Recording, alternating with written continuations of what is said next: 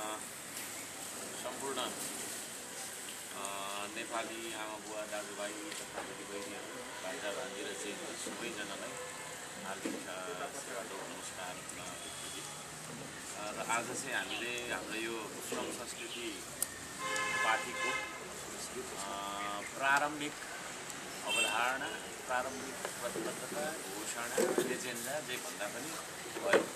हामीले हाम्रो देशलाई कस्तो बनाउने सोच विचारमा छौँ त भन्ने बारेमा हाम्रो के हो त आधिकारिक धारणा, कस्तो हुन्छ खासमा भन्ने बारेमा चाहिँ हामीले संक्षिप्तमा यसको व्याख्या विश्लेषण गर्न थाल्यो भने धेरै लामो जान सक्छ।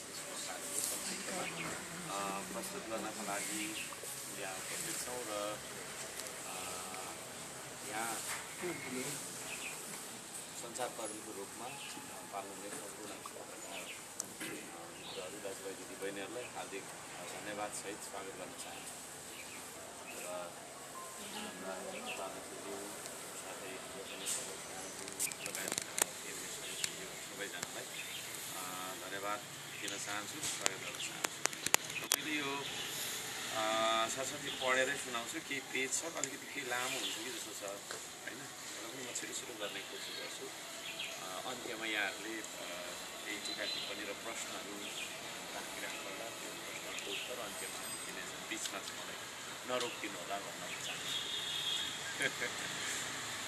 धन्यवाद सबैलाई। श्रम संस्कृति पार्टी नै किन भन्ने कुराबाट सुरु गर्छु म। के हो श्रम संस्कृति?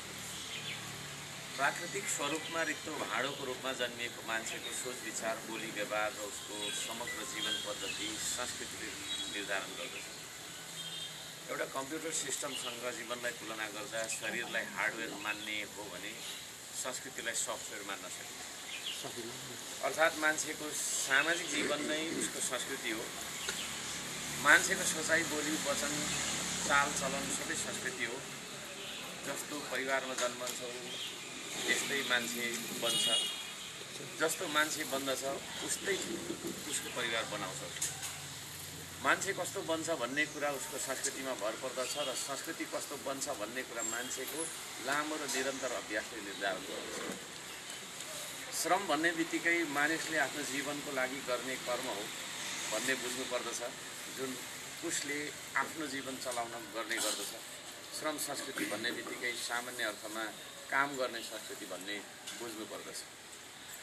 श्रम संस्कृतिले मान्छेलाई विकासको केन्द्रबिन्दुमा राख्दछ। मान्छेलाई सुधार्न र सकारात्मक रूपमा परिवर्तन गर्नु नै सबैभन्दा ठुलो विकास हो भन्ने श्रम संस्कृतिले ठान्दछ, मान्दछ। धेरै अर्थ लाग्न सक्छ, तर हाम्रो देश बचाउने र बनाउने अभियानको सन्दर्भमा राजनीतिक सामाजिक सूत्रको रूपमा भन्नु र बुझ्नु पर्दा श्रम संस्कृति भनेको निम्न उद्देश्य प्राप्त गर्न प्रयोग गर्ने मानव संयन्त्रको तपाईँको चाहिँ एउटा क्रान्ति हो, सुधारको अभियान। 1. अल्छी मान्छेलाई समाजमा पौरखी बनाउन श्रम संस्कृतिको माध्यमले अल्छी मानिस र समाजलाई पौरखी परिश्रमी बनाउने अभियान चलाइनेछ। अनिवार्य श्रम र श्रमदान गर्न प्रेरित गर्नेछ। व्यक्ति र समाज अनि देशबीचको सम्बन्धलाई बुझाइ, सबैलाई लाभ हुने कारण र तथ्यहरू बुझाइ काम गर्न लगाइनेछ। निर्देशन होइन, उदाहरण बनेर अगुवाले सो कर्म गर्नेछ, लागू गर्नुपर्नेछ। 2. बेइमान मानिसलाई इमान्दार बनाउने। गफको भरमा पेट पाल्नेले ठग्छ, ठग्नेले चोर छ र भ्रष्टाचार गर्छ। बेइमानी नै देश तपाईँको चाहिँ नि भस्म पार्ने चाहिँ विष भएकोले, अन्य अत्याचारको जरा भएकोले त्यसै गफ गरेर खानेलाई श्रम गरेर खाने मान्छे बनाउने तपाईँको चाहिँ अभियान चलाइनेछ। 3. देशको मतलब नराख्ने स्वार्थीलाई देशभक्त बनाउने। आफ्नो पेट बाहेक अर्थोप, व्यक्तिगत स्वार्थ बाहेक अर्थोपको चासो नलिने मान्छेलाई देश र व्यक्ति बीचको अनुन्याश्रित सम्बन्धबारे बुझाएर श्रमदाता बनाएर देशका लागि पसिना बगाउने, श्रमदाता बनाएर उसको मनमा राष्ट्रप्रेम जागृत गराइने छ, देशभक्ति जागृत गराइने छ। 4. चेतनाले सुसुप्त समाजमा जागरण ल्याउने। सुसुप्त समाजमा चेतनाले जागरण ल्याउने। जनतामा सार्वभौम सत्ता मात्रै होइन, स्रोत र शक्ति दुवै निहित छ। जनतामा भएको असीमित शक्ति र स्रोतलाई राष्ट्र निर्माणमा लगाउन, सही र गलत बीचको फरक छुट्याउन र सहीको पक्षमा मत जाहेर गराउन चेतनाको अभियान चलाइनेछ र सुसुप्त अवस्थामा रहेको जनशक्तिलाई जगाई उत्पादन र निर्माण कर्ममा सदुपयोग गरिनेछ। 5. श्रम र श्रमिकप्रतिको दृष्टिकोण बदल्न। श्रम र श्रमिकलाई अपमान गर्ने नेपाली समाजले काम गर्नेलाई कामकै आधारमा विभेद गरेर अछुतसम्म मानेको नेपाली समाज अझै काम गरी खानेलाई सानो ठान्दछ, अवहेलना गर्दछ, अपमान गर्दछ। यसरी श्रमलाई अपमान गर्ने सामाजिक मनोविज्ञान रहेकोले देशमा काम नगर्ने, लाज मान्ने तर विदेश गएर जस्तोसुकै काम गर्नु पनि तयार हुने मनोविज्ञानले ग्रस्त भएको कारणले गर्दाखेरि व्यावहारिक अभियानहरू चलाएर मान्छेलाई श्रमप्रति आकर्षित गरिनेछ र श्रमलाई सम्मान गर्ने दृष्टिकोण बनाइनेछ। 6. उत्पादन, निर्माण र आविष्कार गर्न। श्रम र श्रमदानलाई अनिवार्य बनाएर उत्पादन र निर्माणका लागि निर्माण अनि खोज अनुसन्धान र आविष्कार गर्ने अभियान सञ्चालन गरिनेछ। जताततै उत्पादन र निर्माण गरेर देशको अभाव र गरिबी र अविकसित अवस्था को अन्त्य गरिनेछ। आत्मनिर्भर अर्थतन्त्र लागू गर्न उत्पादन, निर्माण र आविष्कारमा सबैलाई जोड्ने अभियान चलाइनेछ। कोही कसैलाई बिना काम समय बिताउन दिने छैन। उद्यम, इलम र उद्योगलाई जोड दिइनेछ। कर्मचारी होइन उद्यमी, जागिर होइन उद्यम र उद्योगलाई तपाईँको चाहिँ बढावा दिइनेछ। 7. फुटेको समाजलाई एकतामा जोड्न। पार्टी, जाति, धर्म, वर्ग र व्यक्तिगत स्वार्थले फुटेको समाजलाई सामूहिक र राष्ट्रिय सार्वजनिक हितको साझा उद्देश्य प्राप्त गर्न सबैसँगै श्रमदान गराएर नजिक ल्याई एकतामा बाँधिनेछ। 8. सहभागी समाज बनाउन सामाजिक रूपान्तरण गर्न।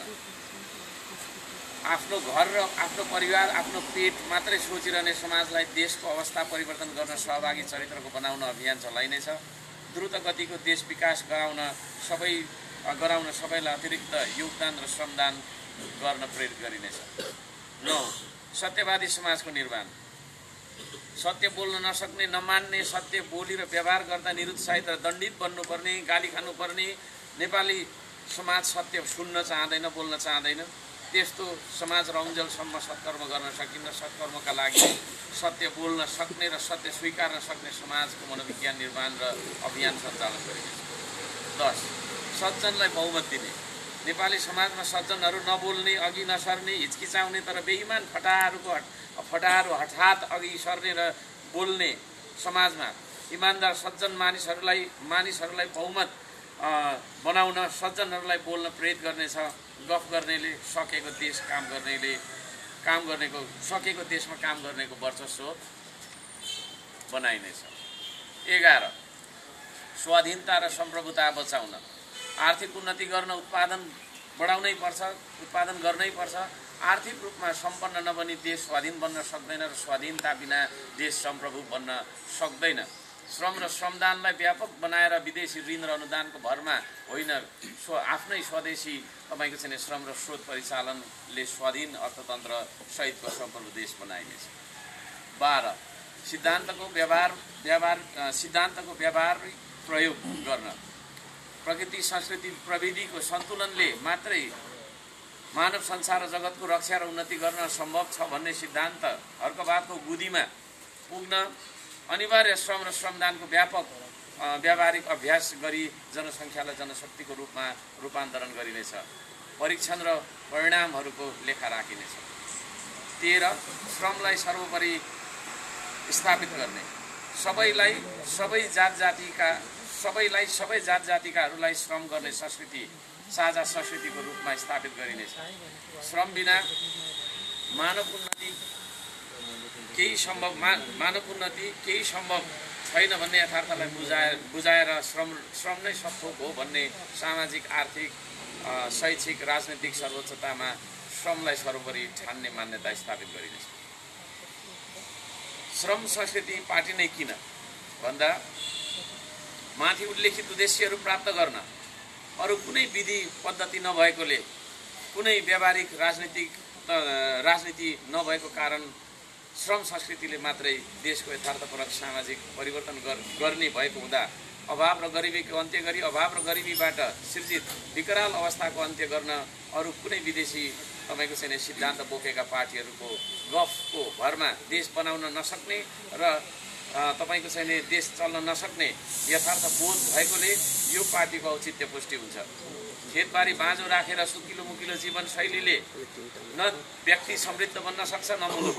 अव्यावहारिक सिद्धान्त रट्टा मारेर देश बनाउन खोज्ने अरू पार्टीहरूले देशमा वैदेशिक ऋणको भारी थोपर्ने बाहेक अरू केही भिजन नभएकोले, केही तपाईँको चाहिँ योजना नभएकोले श्रम संस्कृति पार्टीले मात्रै जनताको छनौटमा जनताको मनोभावना अनुसार काम गर्न सक्छ भन्ने हाम्रो बुझाइ छ।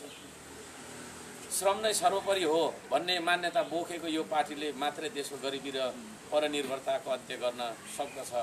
त्यसैले यो पार्टीको अन्तिम विकल्प, यो पार्टी नै अन्तिम विकल्प रहेको हामी बुझ्न सक्छौँ। यो यसरी प्रकट भएर आएको छ। यसलाई सार्थक बनाउन संक्षेपमा यी माथिका कुराहरूलाई जुन एउटा समरीमा आएको छ, यसलाई अलिकति डिटेलमा हामीले चाहिँ यहाँदेखि तलतिर प्रस्तुत गर्न गइरहेका छौँ। यो माथि भनिएका कुरालाई सार्थक बनाउन संक्षेपमा श्रम संस्कृति पार्टीको आवश्यकता किन पर्यो भन्ने कारण होइन चाहिँ तपाईँको चाहिँ किन पर्दछ भन्ने कारण चाहिँ म प्रस्तुत गर्न चाहन्छु। हाम्रो पार्टी श्रम संस्कृति पार्टीको मूल सिद्धान्त तर्कवाद रहनेछ। प्रकृति, संस्कृति र प्रविधिको सन्तुलित र समुचित विकासले मात्रै मानव संसार र जगतको रक्षा र उन्नति गर्न सक्दछ र त्यो अवस्था प्राप्त गर्न अनिवार्य श्रम र श्रमदान गर्नुपर्दछ। अनिवार्य श्रम र श्रमदानको नीति र निरन्तर